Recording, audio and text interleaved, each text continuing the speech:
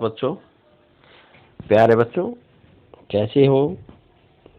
सब बच्चे अच्छे होंगे, अपने घर पे होंगे, सुरक्षित होंगे। तो प्यारे बच्चों, आज हम 8वीं कक्षा की पुस्तक भारत की खोज के अध्याय नंबर 2 तलाश का जो मुख्य प्रश्न उत्तर बनते हैं उनका अध्ययन करेंगे। और मुझे आशा आप इसे ध्यान से सुनेंगे। और जिन बच्चों की नोटबुक पूरी नहीं है वो बच्चे अपनी फेयर नोटबुक भी पूरी करेंगे।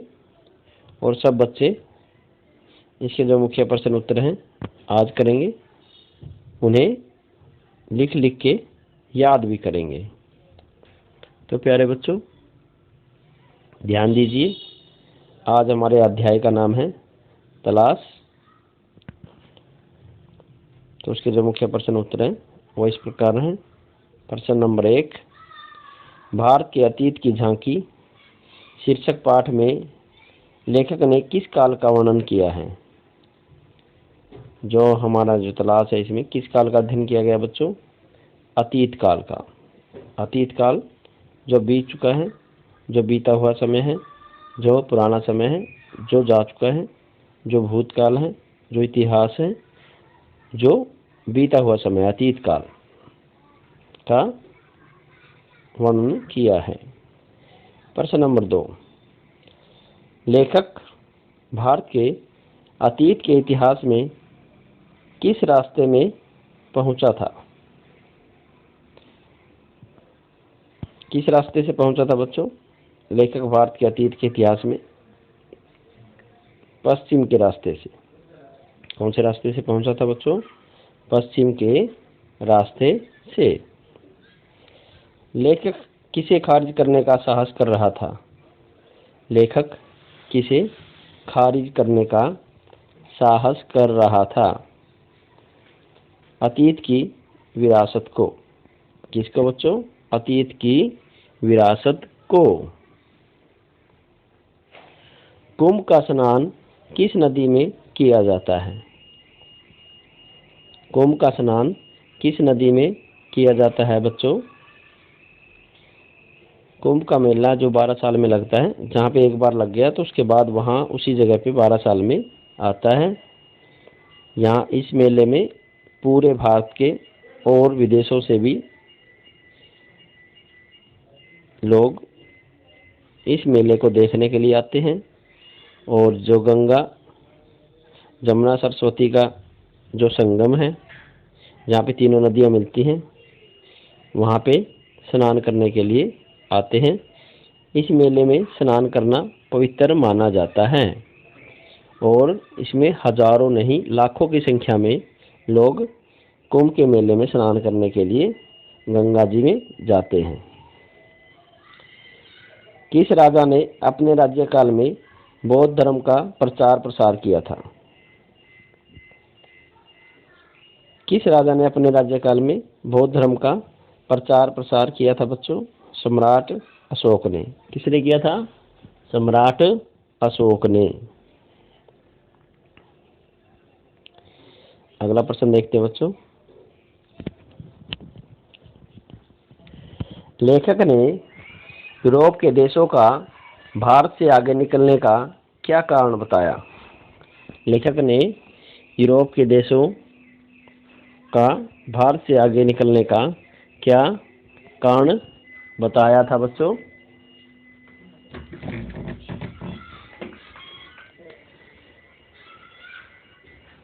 तकनीकी उन्नति। क्या कारण बताया था? इसका उत्तर क्या है? तकनीकी उन्नति। वहाँ पे है ना, टेक्निकल प्रोग्रेस बहुत जल्दी हुई थी और बहुत ज़्यादा हुई थी। लेकिन पुराने समय में हमारे देश में तकनीकी उन्नति बहुत ज़्यादा थी। हमारे यहाँ पे विज्ञान और सब चीज़ों में हमारा देश सबसे आगे था, लेकिन धीरे धीरे रूढ़िवादिता में फंसता गया और ये जो उन्नति थी, जो तरक्की थी, जो तकनीकी उन्नति थी, वो सब उसमें हम पिछड़ते गए। तो लेखक ने यूरोप के देशों को भारत से आगे निकलने का क्या कारण बताया? तकनीकी उन्नति को बताया। तो अगला प्रश्न क्या है बच्चों? देखो, लेखक ने वर्तमान भारत का आधार किसे बताया है?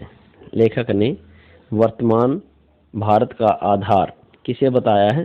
जो हमारा देश अब है, यहाँ की जो संस्कृति है, रीति रिवाज हैं, बोलचाल है, व्यवहार है, ये सब का कारण क्या है? क्या कारण है बच्चों? प्राचीन संस्कृति।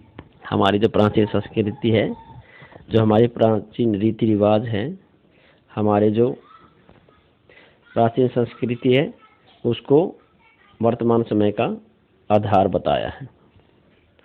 प्रश्न नंबर 8, अंग्रेजी शासन में भारतीय समाज का कौन सा वर्ग आधुनिकता की ओर बढ़ना चाहता था? अंग्रेजी शासन में भारतीय समाज का कौन सा वर्ग आधुनिकता की ओर बढ़ना चाहता था? कि कौन सा वर्ग था जो आगे बढ़ना चाहता था, तरक्की करना चाहता था, इस देश पे शासन करना चाहता था, और जो अंग्रेजों का विरोध भी करना चाहता था, लेकिन विरोध कर नहीं पा रहा था। वो विरोध नहीं कर पा रहा था, लेकिन वो करना चाहता था विरोध अंग्रेजों का, इस गुलामी से बाहर निकलना चाहता था। तो कौन सा वर्ग था बच्चों? वो मध्य वर्ग था, मध्य वर्ग। तो अगला प्रश्न क्या है बच्चों? भारत के वास्तविक जीवन मूल्य नेहरू जी ने को कहाँ दिखाई दिए? भारत के वास्तविक जीवन मूल्य नेहरू जी को कहाँ दिखाई दिए थे? जो हमारा देश है भारत, असली भारत, नेहरू जी को कहाँ पे दिखाई दिया था? जो भारत की वास्तविक तस्वीर है, जो सही तस्वीर है, जो सही मायने में भारत है, वो नेहरू जी को कहाँ पे दिखाई दिया था? गांव में। तो उसको पूरा भारत गांव में दिखाई दिया। उसे लगा कि पूरा का पूरा भारत, जो सही भारत है, वो अब भी गांव में बसता है। तो अगला प्रश्न क्या बच्चों? नगरों, शहरों के लोग कैसा भाषण सुनना चाहते थे? जो शहरों के और नगरों के जो लोग थे, वो कैसा भाषण सुनना चाहते थे बच्चों? दमदार भाषण सुनना चाहते थे। कैसा भाषण सुनना चाहते थे? दमदार। मतलब जो शहरी लोग थे, जो अर्बन लोग थे, वो दमदार भाषण सुनना चाहते थे, मतलब अच्छा पढ़े लिखे लोग थे वो। तो वो चाहते थे कि नेहरू जी जहाँ भी जाते थे तो भाषण देते थे, लोगों से बातचीत करते थे। तो वो कह रहे हैं कि जो शहर के लोग थे वो अच्छा भाषण चाहते थे, अच्छी बातें सुनना चाहते थे, लेकिन गांव में जाके हम मतलब कैसा भी भाषण दे दें वो सुन लेते थे, लेकिन शहर के लोग दमदार बढ़िया भाषण सुनना चाहते थे। तो अगला प्रश्न क्या देखो बच्चों?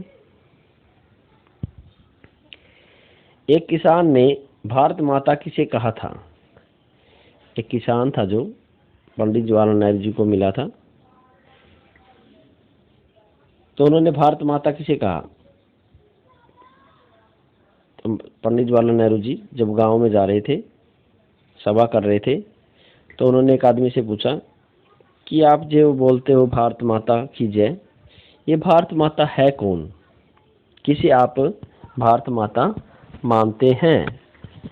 तो प्यारे बच्चों, उनमें से एक आदमी ने कहा